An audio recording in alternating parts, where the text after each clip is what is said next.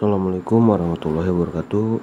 Perkenalkan, nama saya Fajar Siddiq Ahyat dengan NIM 031111220057. Saya kuliah di kampus Setia Ustadz Maja Subang, mengambil prodi akuntansi. Sekarang saya semester 5. Nah, tujuan dibuatnya video ini yaitu untuk memenuhi tugas mata kuliah Corporate Governance dengan dosen pengampu Ibu Sri Mulyati SE MSI. Nah, pada kali ini saya akan membahas tentang sustainability reporting dan audit lingkungan, serta mengambil studi kasus yaitu limbah tailing pada PT Freeport Indonesia yang merusak lingkungan dan hancurkan kehidupan. Nah, di sini ada sustainability reporting. Sustainability reporting atau laporan berkelanjutan adalah pelaporan yang dilakukan oleh perusahaan untuk mengukur dan mengungkapkan serta upaya perusahaan menjadi perusahaan yang akuntabel bagi seluruh pemangku kepentingan untuk tujuan kinerja perusahaan menuju pembangunan berkelanjutan. Sustainable reporting juga didefinisikan sebagai suatu laporan yang bersifat non-finansial yang dapat dipakai sebagai acuan oleh perusahaan untuk melihat pelaporan dan dimensi sosial, ekonomi, dan lingkungan. Nah, selanjutnya di sini ada proses penyajian sustainability reporting. Yang pertama itu ada penyusunan kebijakan perusahaan. Perusahaan ini harus membuat kebijakan yang berkaitan dengan berkelanjutan, sustainability development. Kemudian mempublikasikan kebijakan tersebut beserta dampaknya. Lalu yang kedua ini ada tekanan pada rantai pemasok atau supply chain. Nah, harapan masyarakat pada perusahaan untuk memberikan produk dan jasa yang ramah lingkungan juga menekankan pada perusahaan untuk menetapkan standar kinerja dan sustainability reporting kepada para pemasok dan mata rantainya. Nah, yang ketiga ini keterlibatan pemangku kepentingan. Untuk pemangku kepentingan, stakeholder adalah semua individu, kelompok masyarakat atau komunitas yang memiliki hubungan dan kepentingan terhadap perusahaan itu lebih baik harus dilibatkan mereka gitu. Terus yang keempat itu ada voluntary codes, yang dimana masyarakat dapat meminta perusahaan untuk mengembangkan aspek kinerja sustainability dan meminta perusahaan untuk membuat laporan pelaksanaan sustainability. Terus yang kelima ini ada mekanisme lain. Jadi mekanisme lain ini dapat berupa rating dan benchmarking, pajak dan subsidi, izin-izin yang dapat diperdagangkan, serta kewajiban dan larangan.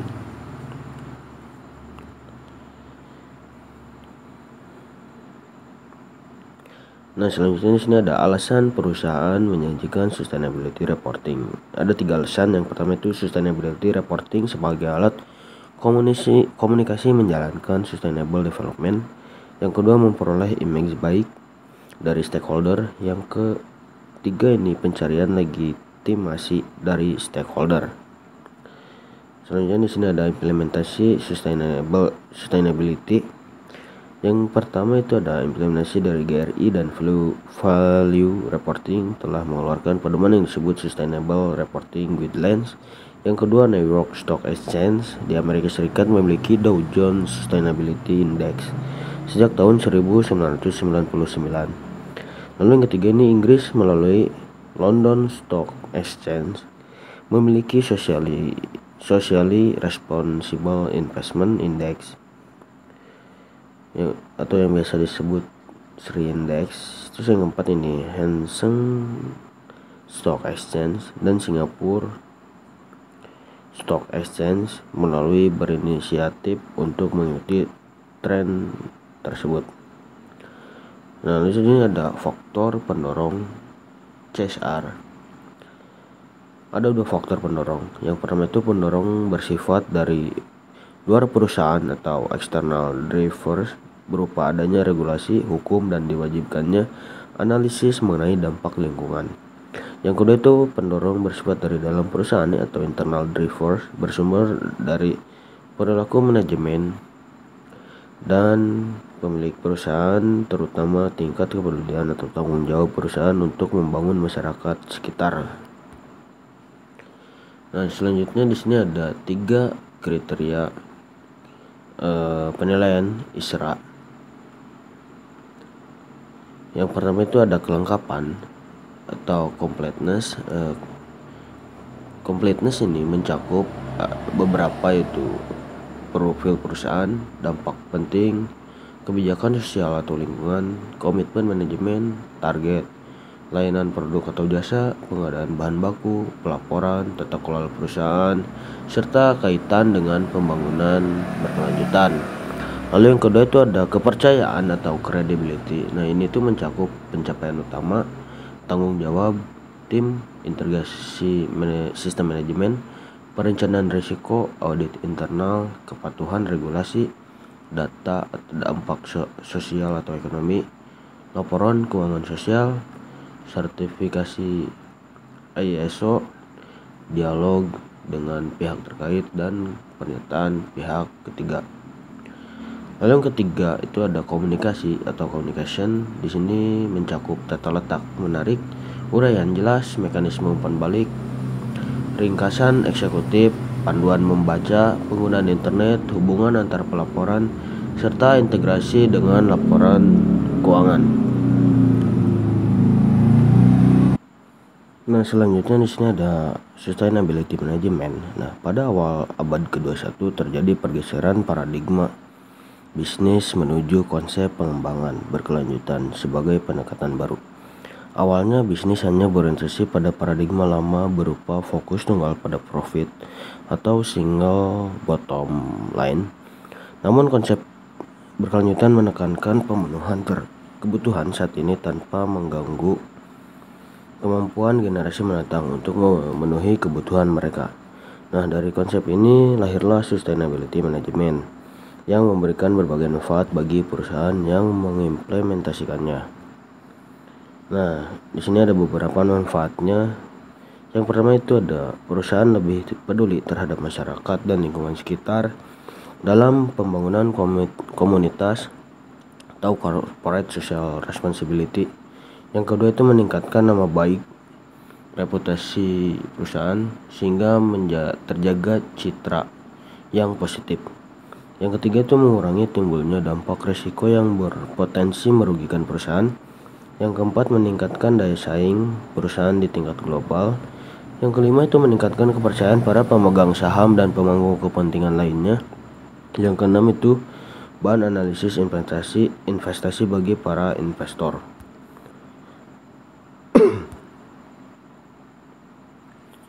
Nah, selanjutnya itu materi tentang audit lingkungan.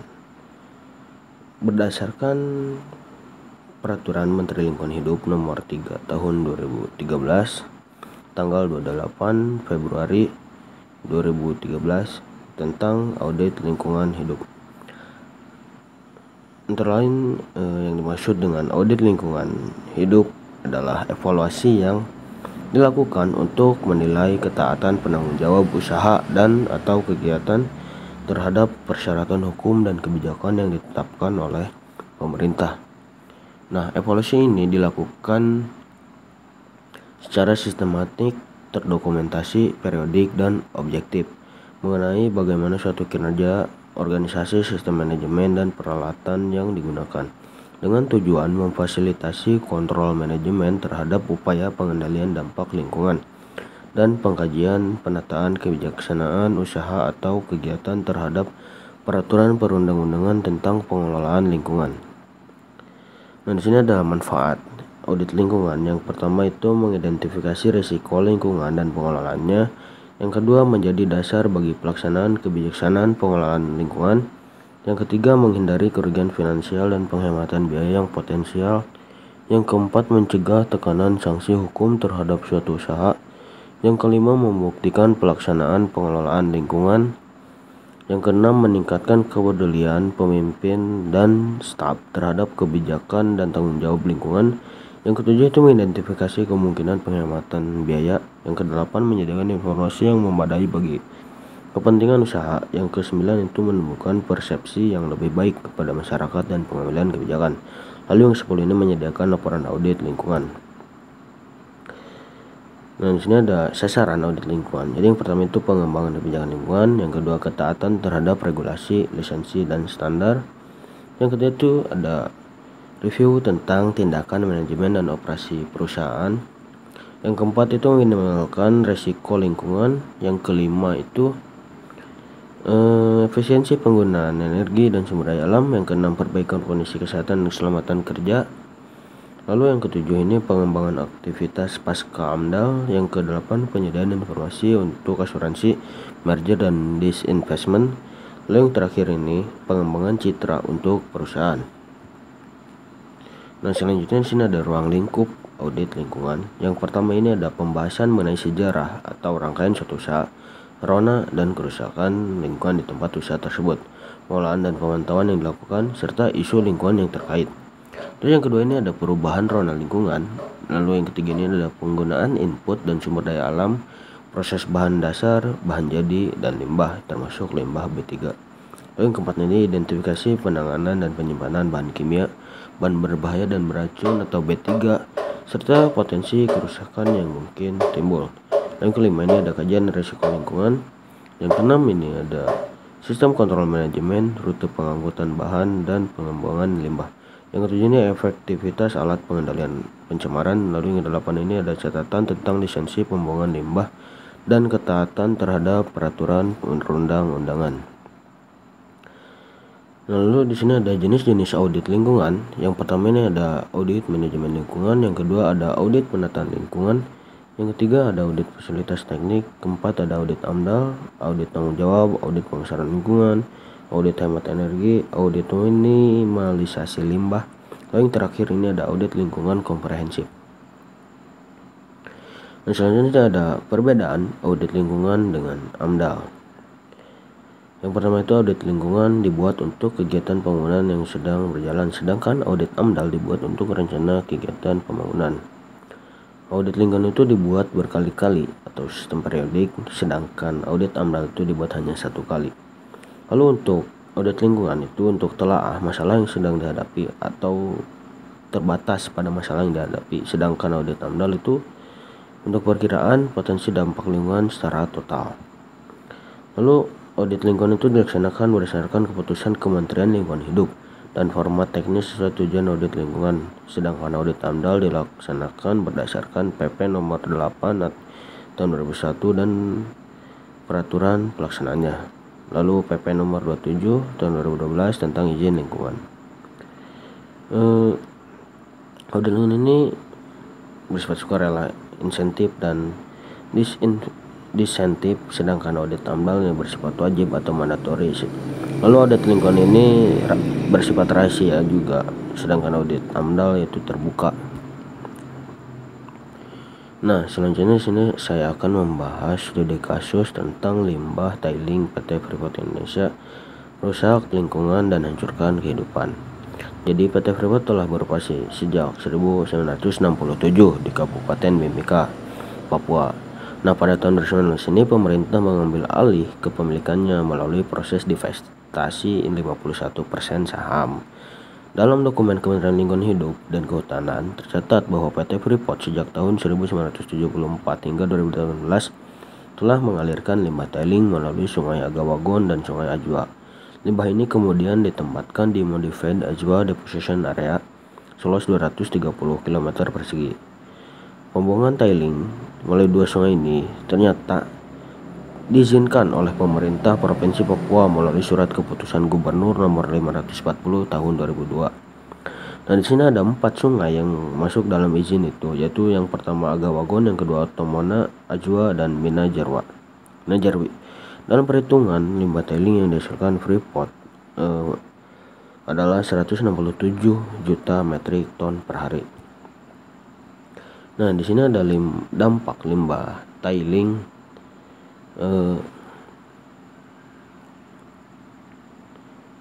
Yang pertama itu ada pendangkalan muara sungai, lalu yang kedua ada krisis air bersih, yang ketiga perahu-perahu nelayan mengalami kerusakan pada mesin, yang keempat anak-anak mengalami kegatalan, yang kelima sulitnya akses jalur laut, yang keenam ribuan ikan mati, Lalu yang terakhir ini pepohonan yang mati ditemui sungai.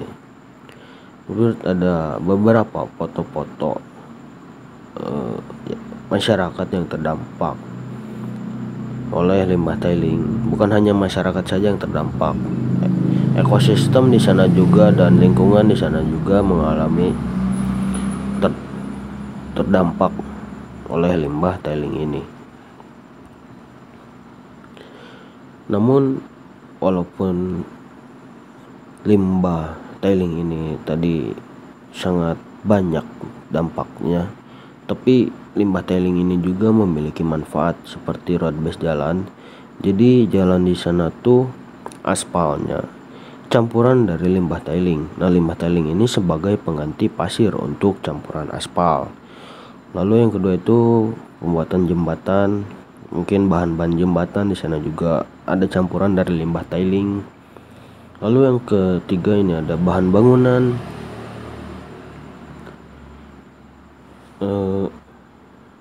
Yang ketiga ini ada bahan bangunan. Limbah tailing ini juga dapat didaur ulang sebagai bahan campuran beton untuk pembangunan infrastruktur seperti Jalan Trans Nabire dan kantor pemerintahan Kabupaten Mimika. Di sana dibuatnya menggunakan limbah tailing sebagai bahan bangunan, itu sebagai bahan campuran lah. Lalu yang keempat ini menjadi manfaatnya ekosistem baru. Yang dimaksud ekosistem baru ini limbah tailing juga ini dapat digunakan untuk revegetasi berbagai jenis tanaman seperti kasuarina, matwa, kayu besi, kopi, dan kakao. Lahan bekas pengendapan tailing juga dapat digunakan untuk lahan pertanian tanaman pangan, perikanan, dan peternakan. Nah, untuk penyelesaian limbah tailing, di sini pemerintah telah membuatkan roadmap pengelolaan limbah tailing jangka panjang dengan pembagian menjadi 2 tahap, yaitu 2018 sampai 2024 dan 2025 sampai 2030. Roadmap ini disusun PT FI dan disupervisi oleh KLHK yang dibuat dengan konseptual base yang dilengkapi dengan kajian-kajian rinci dan permasalahan di wilayah hulu, sungai hingga hilirnya. Pengendalian dampaknya, perlindungan hutan mangrove, serta kajian pemanfaatan limbah tailing yang sangat besar tersebut. Kemudian terkait rekomendasi BPKRI bahwa PT FI wajib menselesaikan izin pinjam pakai kawasan hutan. Hal itu telah dilaksanakan dan dipenuhi melalui penerbitan LPPKH untuk kegiatan operasi produksi tembaga dan sarana penunjangan atas nama PT Freeport Indonesia. Nah, dengan keputusan Menteri ini, maka penggunaan kawasan hutan untuk aktivitas PT FI telah sah secara hukum. Namun demikian, denda sebesar 460 miliar akibat penggunaan kawasan hutan secara tidak sah pada tahun 2008 harus tetap diselesaikan sesuai peraturan yang berlaku. Nah, kasus PT Freeport limbah tailing ini melanggar prinsip GCG. Yang pertama itu melanggar prinsip GCG, transparansi dan keterbukaan, karena informasi yang tidak lengkap, terus kurangnya keterlibatan publik. Lalu yang kedua itu melanggar akuntabilitas, karena tanggung jawab sosial perusahaan atau CSR yang lemah, kurangnya pengawasan. Lalu yang ketiga ini melanggar keadilan, yaitu karena dampak negatif terhadap masyarakat sekitar dan perlakuan tidak adil terhadap pekerja. Lalu yang keempat ini melanggar prinsip GCG independensi karena konflik kepentingan. Lalu yang kelima ini melanggar prinsip GCG tanggung jawab karena kegagalan dalam mengelola risiko dan kurangnya komitmen terhadap keberlanjutan. Nah, mungkin cukup sekian dari saya. Mohon maaf apabila ada kesalahan kata atau penyampaian materi, dan mohon maaf apabila ada terjadi kesalahan tentang studi kasus, pembahasan studi kasus. Mohon maaf sebesar-besarnya. Saya ucapkan terima kasih. Wassalamualaikum warahmatullahi wabarakatuh.